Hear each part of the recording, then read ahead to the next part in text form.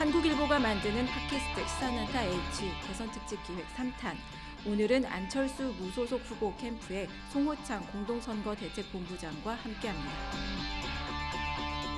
본격적으로 이제 문재인 후보 측과 단일화 협상에 들어갔는데 단일화 얘기를 좀 해볼까요? 안 후보 측이 가진 단일화 원칙, 그 큰 원칙 줄기가 있을 것 같은데 어떤 게 있나요?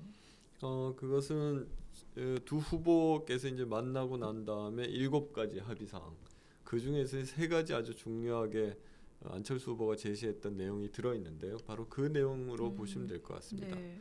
이 단일화의 가장 중요한 것은 그냥 단순하게 1+1이 합해서 2가 돼서는 선거에서 아무런 도움도 되지 않을 뿐만 아니라 이 단일화의 목표가 무엇인가가 좀 분명해야 된다. 그 목표는 이번 선거에서 반드시 정권 교체를 해야 된다는 것도 있겠지만 이것보다도 오히려 더 중요한 것은 그 정권 교체를 해서 그것을 통해서 이제는 새로운 정치를, 그리고 국민들에게 희망을 주는 이제는 좀 새로운 정치 체제를 만들어야 된다고 하는 것. 이게 오히려 가장 중요한 어떤 목표라고 생각합니다. 이제 단일화 이제 그 협상에 들어가기 전에 이제 문 후보하고 11월 6일에 회동을 이제 안 후보가 했는데 그 회동에 앞서서 5일날 그 전남대에서 했던 강연 얘기가 굉장히 많이 나오더라고요. 예를 들면 그 모든 개혁 세력이 힘을 모아서 함께 나설 때 정권 교체 이후에도 원만한 개혁을 이루고 새로운 시대를 열 수 있을 것이다. 또 선거에 이기고 나서 스스로 분열하고 자멸하는 오류가 2번 다시 나와서는 안 된다. 이제 이런 말들인데 요걸 이제 해석을 두고 정권 교체 후에 연대에서 뭐 창당을 한다는 뭐 뜻이다. 뭐 이런 해석이 나왔는데 맞나요? 그렇게 봐도 될까요? 아니요, 그건 전혀 맞는 얘기는 아니고요. 이후에 그리고 이전에 뭐 신당에 대해서는 지금 뭐 전혀 고려하고 있는 바는 없습니다. 그것은 당시에 얘기했던 것도 정권 교체를 하기 위해서 많은 국민들이 지금 이제 바라고 있지만 야권의 힘이 지금 분산되어 있다라고 하는 것이고 이거를 다 끌어모아서 합해야만 선거에서 이길 수 있다는 거고, 그리고 이런 그 세력이 이제 연대하고 힘을 합치기 위해서는 그냥 단순히 뭐 단일화 절차나 방법에 대한 이야기만으로 이렇게 합했을 때는 2002년도 마지막에 정몽준 그 후보, 그때는 정몽준 후보가 이제 단일화를 파기하게 되는 것처럼 이런 결과를 또 만들 수가 있다는 겁니다. 그래서 지금의 단일화는 단순히 정치적인 이해 관계 또는 유불리를 서로 따져서 그냥 단순한 산술적인 결합을 해서는 안 된다. 지금 할 것은 정말 단일화에 대한 그 단일화를 하기 위한 목적이 무엇인지, 그리고 그게 결국은 새로운 정치를 어떻게 만들 것인가에 대해서 그걸 공감하고 교감하는 이런 세력이 화학적으로 결합되었을 때만, 그랬을 때만 이후에 뭐 단일화가 결렬된다든지 파기된다든지 하는 그런 위험을 없앨 수 있지 않겠느냐, 이렇게 보는 거죠. 결국은 사실 이제 신당이 가장 안전한 방법이지 않을까 싶은데 그 정권 교체를 통해 뭐 그러니까 예를 들면 말씀하신 것 중에 정권 교체를 통해서 이루어진 새 정부는 인사 예산, 지역 개발 모든 면에서 이제 대탕평 정책을 실시해야 된다 이런 말씀도 하셨는데 이건 예를 들면 이제 공동 정부를 하자는 건지 뭐 일종의 연정인 건지 아니면 이제 신당으로도 이것도 해석될 수 있는 말 아닐까 싶은데 이 말은 그러면 어떻게 좀 해석을 하면 될까요? 예, 뭐 그렇게 해석을 할 여지가 전혀 없다고 할 수는 없겠는데 후보가 안철수 후보가 이렇게 얘기를 한 것은 그 신당을 염두에 놓고 얘기한 것은 아닙니다. 그런 것은 아니고 이후에 차기 정부는 기존의 지금 현행 정부와는 무엇이 어떻게 달라져야 되느냐 하는 그런 어떤 차이점을 얘기한 것이고 그런 어떤 지향점을 말씀하신 거라고 보시면 될 것 같습니다. 캠프 내부에서는 좀 그런 부분에 대한 좀 각 그 캠프 내부에서도 좀 다른 구상을 할 수 있는 거잖아요. 아니요, 캠프 내부에서도 그 문제에 대해서는 이때까지 뭐 다른 의견이나 다른 얘기가 나왔던 적은 없습니다. 그럼 구체적으로 뭐 어떤 제안을 하고 뭐 이렇게 논의하는 과정에서 어떤 안이 나오고 이런 그러니까 의견을 제시하고 이런 단계까지도 아직은 가지 않았단 말씀이신 거예요. 그럼 모든 가능성은 다 열려 있다고 봐도 되겠네요. 뭐 물론 지금 아직까지 이제 고려를 하지 않고 있으니까 전혀 고려를 하지 않고 있으니까 뭐 가능성이 다 열려 있다. 뭐 표현을 그렇게 할 수도 있겠는데 아무튼 뭐 그런 정도로 네. 말씀드릴 수 있겠네요. 그럼 어쨌든 새정치를 위한 연대나 뭐 연합 이 범위에 진보정의당도 포함이 되나요? 글쎄요, 이제 이번에 새정치 선언에서 그 내용이 그러니까 함께 할 수 있는 국민연대의 범위 네. 그리고 아마 국민연대를 할 수 있는 원칙이 아마 거기서 나올 것 같습니다. 그럼 거기에서 어느 정도 공감대를 형성하느냐에 따라서 이제 달라질 것 같은데요.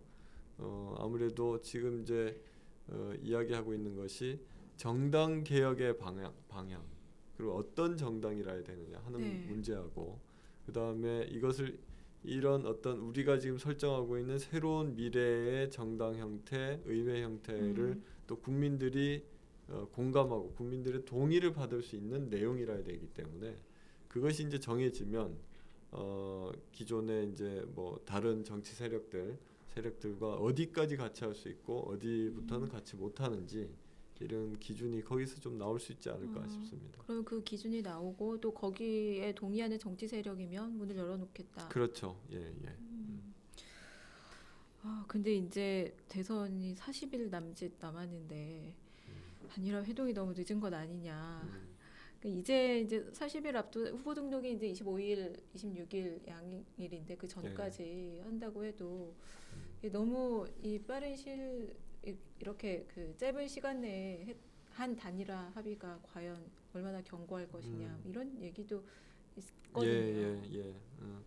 참 시간이 별로 없다는 것에 대해서 뭐 충분히 공감하고 있는데 출마 결심을 늦게 했기 때문에 그 뒤에 한 40여일 동안 선거 캠프를 만들고 또 이후 5년 동안의 국가를 운영할 비전을 만들고 정책을 개발하고 하는 과정을 한 40여일 만에 지금 거의 마무리 단계까지 왔다고 하는 것만 해도 참 기적적인 것 같습니다.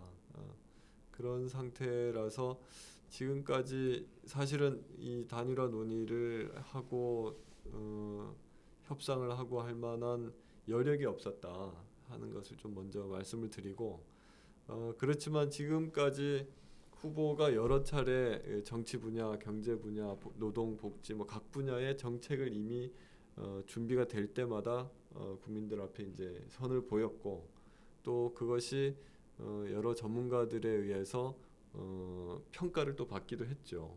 그리고 또 안철수 후보는 다른 후보와 달리 항상 그 거의 이제 매주 뭐 한 몇 차례 이상씩에서 강연을 하면서 자신이 생각하고 있는 리더십 그리고 이후 안철수 정부가 어떻게 다르게 할 것인지에 대해서 많은 좀 충분한 또 설명도 해왔던 것 같습니다.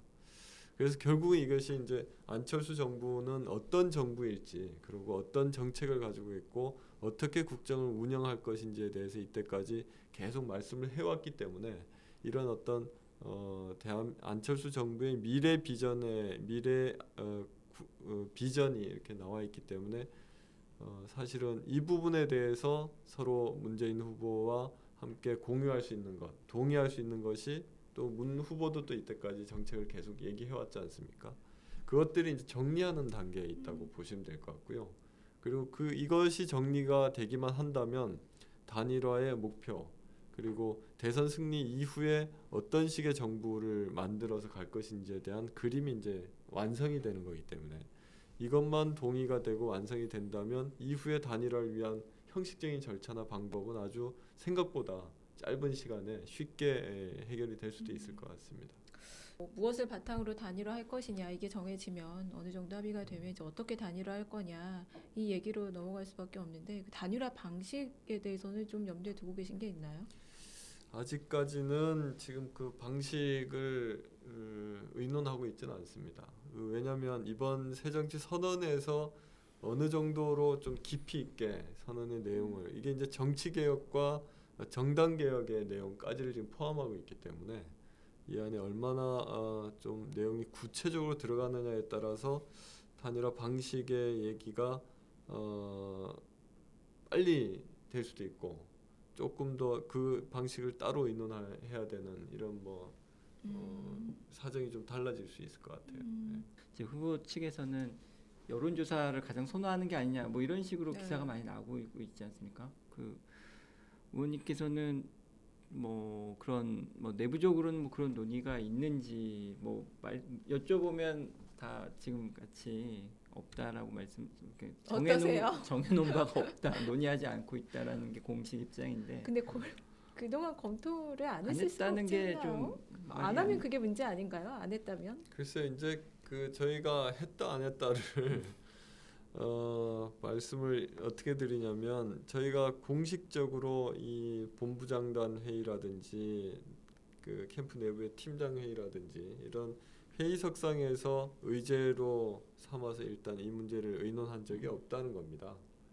그리고 아까 말씀드린 대로 지금 이제 짧은 기간 안에 캠프를 만들고 정책을 만들고 거기다가 지금 또 새정치 선언까지 지금 이제 새로 만들어야 되는 이런 현실적인 이제 조건이 좀 있었다 하는 그런 것 때문에 그렇게 얘기를 드린 거죠. 개인적으로는 어떤 방식을 좀 생각하고 계세요? 글쎄요, 저는 그 개인적으로 작년에 서울시장 선거를 하면서 여론조사 그리고 직접 경선하는 거 그리고 TV 토론 후에 배심원 투표 하는 그 절차 과정을 쭉 다 경험을 했었고 또 이번에 그 민주당에서 지도부 경선을 할 때 그리고 민주당 대선 후보 경선을 할 때 또 여러 이제 경험을 한 것이 있기 때문에 여러 가지 이제 방식에 어떤 장점과 단점이 있는지를 뭐 다 경험을 좀 한 상태이죠.